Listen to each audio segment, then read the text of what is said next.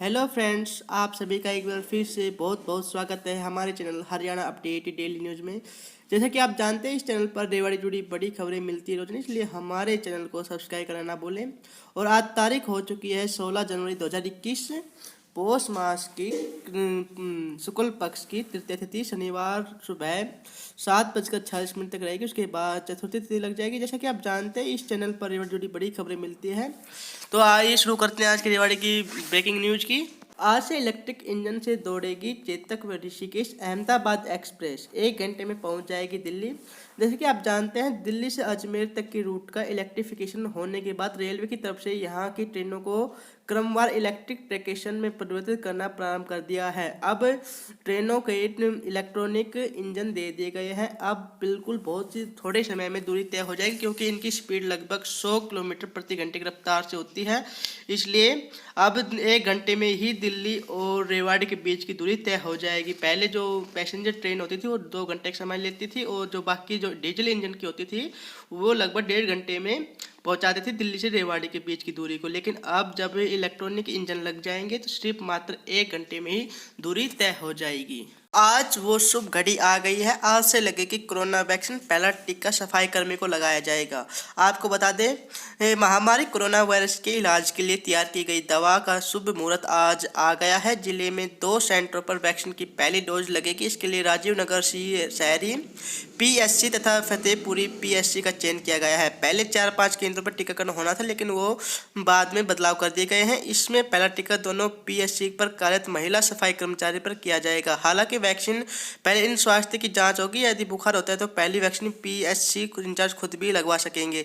और डॉक्टरों की टीमों को अलर्ट भी कर दिया गया है, ताकि टीका लगवाने के बाद जिन्होंने टीका लगवाया है उनकी तबीयत ना बिगड़े। इसके लिए एक डॉक्टर की टीम अलर्ट कर दी गई है। अगर इसमें कोई भी गंभीर स्वास्थ्य कर्मचारी ज़्यादा तबीयत बिगड़ती है तो उसके लिए सिविल अस्पताल में रेफर कर दिया जाएगा। वहाँ पर भी टीमें तैनात कर दी गई हैं। टीमें न्यूरो सर्जन और कार्डियोलॉजिस्ट भी वहाँ पर मौजूद है, और 3 प्राइवेट अस्पतालों के विशेषज्ञ डॉक्टर भी अपनी सेवा दे रहे हैं। 4 चरणों में लगेगी वैक्सीन डोज। पहली कर्मचारी का तापमान और थर्मल स्क्रीनिंग होगी। उसके बाद उसका कर्मचारी की आईडी को कंप्यूटर में एंट्री होगी। तीसरे चरण में क्रॉस वेरिफिकेशन के बाद वैक्सीनेटर ऑफिसर की ओर से मेडिकल हिस्ट्री जानने के बाद उनका टीका लगाया जाएगा। चौथे चरण में टीके लगवाने के बाद उनको ऑब्जर्वेशन रूप में रखा जाएगा। वहां मौजूद डॉक्टर उनका समय रजिस्टर में दर्ज करेंगे। 30 मिनट ऑब्जर्वेशन के बाद अगर उनकी तबीयत ठीक लगती है तो उनको घर भेज दिया जाएगा। सेक्टर 3 में निर्माणाधीन मकान से सेटरिंग के लिए लाई गई लोहे की 85 प्लेट चोरी।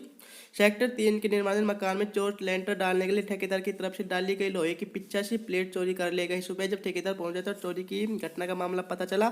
उसके बाद उसने पुलिस को शिकायत दी। पुलिस ने शिकायत लिखने के बाद जांच शुरू कर दी है।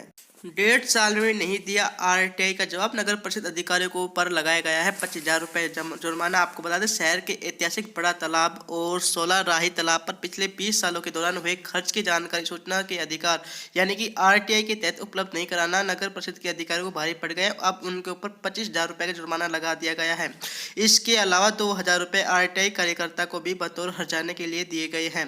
आपको बता दें, धिंगड़ा ने आरटीआई लगाकर 5 बिंदुओं पर मांगी थी जानकारी। उन्होंने मौला छिप्पड़वाड़ा के रहने वाले आरटीआई कार्यकर्ता साकेत धिंगड़ा ने 16 जुलाई 2019 को 5 बिंदुओं जानकारी मांगी थी, जो कि वो नगर परिषद वाले नहीं दे पाए। और उन्होंने खेद जताया था कि कार्यालय में रिकॉर्ड जमा मिले नहीं है, मिलेंगे तब जानकारी उपलब्ध करा दी जाएगी। लेकिन उपायुक्त ने उनको ऊपर 5,000 रुपये का जुर्माना लगा दिया गया है।